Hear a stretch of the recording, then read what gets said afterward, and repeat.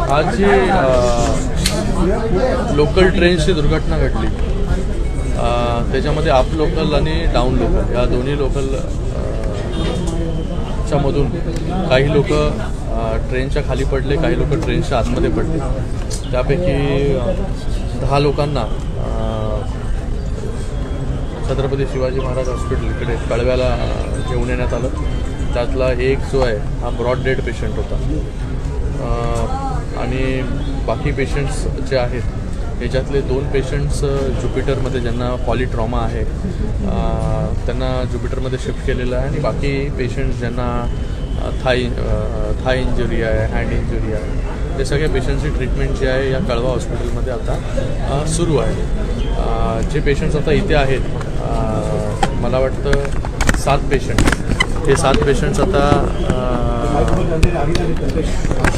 Out of danger आहेत। काही लोकांना ऑपरेशनची गरज लागणार आहे, ते ऑपरेशन देखील या ठिकाणी होईल आणि 4 पेशंट्स 4 लोक जे आहेत ते सिव्हिल हॉस्पिटलला ब्रॉड डेड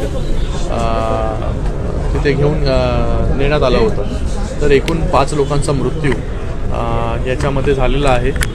2 लोक ज्युपिटरमध्ये शिफ्ट केलेले आहेत पॉलीट्रॉमाचे आणि बाकी पेशंट 7 पेशंट्स हे कळवा हॉस्पिटलमध्ये इथे त्यांचा उपचार जो आहे हा सुरू आहे। एकूण गंभीर जखमी किती आहे? जे गंभीर जखमी होते त्या लोकांना ज्युपिटरमध्ये शिफ्ट करण्यात आलेलं आहे आणि त्यांच्यावरती उपचार सुरू आहे। सर, यापूर्वी सुद्धा अशा दुर्घटना घडल्या होत्या। या संदर्भात रेल्वे प्रशासनाकडे स्थानिक रेल्वे प्रवासी संघटना असतील त्यांनी सुद्धा मागणी केलेली होती, परंतु त्याकडे दुर्लक्ष केलेलं आहे। आज मोठी दुर्घटना झाली म्हणून याकडे लक्ष वेधले जात आहे।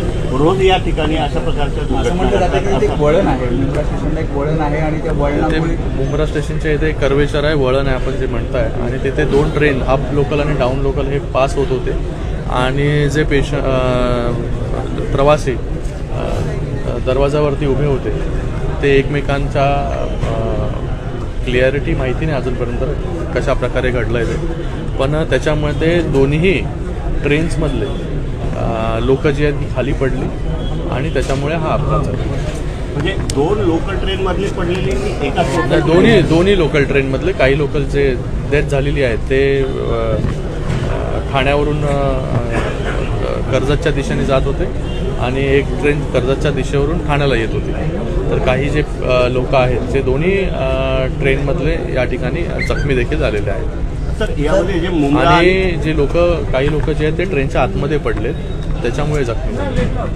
सर, यामध्ये ज्या बाहेरून येणाऱ्या ट्रेन विशेषतः कर्जत असतील, खोपोली असतील किंवा कसारा असतील, या फास्ट लोकल ट्रेन असतात किंवा त्या लोकल ट्रेनचा थांबा तिथे असल्यामुळे तिथे मोठ्या प्रमाणात गर्दी होती असं प्रवाशांचं म्हणणं आहे। कल्याणवर आता काय झालंय, मोठ्या प्रमाणामध्ये लोक देखील त्या कल्याण कर्जत इकडे राहायला गेले। मोठ्या प्रमाणामध्ये ट्रेन्सची अवेलेबिलिटी या रूटवरती पाहिजे।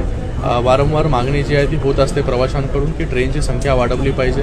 आपण पाहिलं असेल की 5वी 6वी लाईन झाल्यानंतर मोठ्या प्रमाणामध्ये ट्रेन्समध्ये वाढ झाली, पण अजून त्याच्या पुढे CST पर्यंत देखील ही 5वी आणि 6वी लाईन झाली पाहिजे लवकरात लवकर। त्याच्यावरती देखील रेल्वे प्रशासनाचं काम चालू आहे। ते जेव्हा होईल तेव्हा मोठ्या प्रमाणामध्ये गाड्या ज्या आहेत ह्या वाढू शकतात आणि त्याचबरोबर 3री 4थी लाईन जी कल्याणच्या पुढे आहे त्याचं देखील काम आपल्याला माहिती असेल की चालू आहे।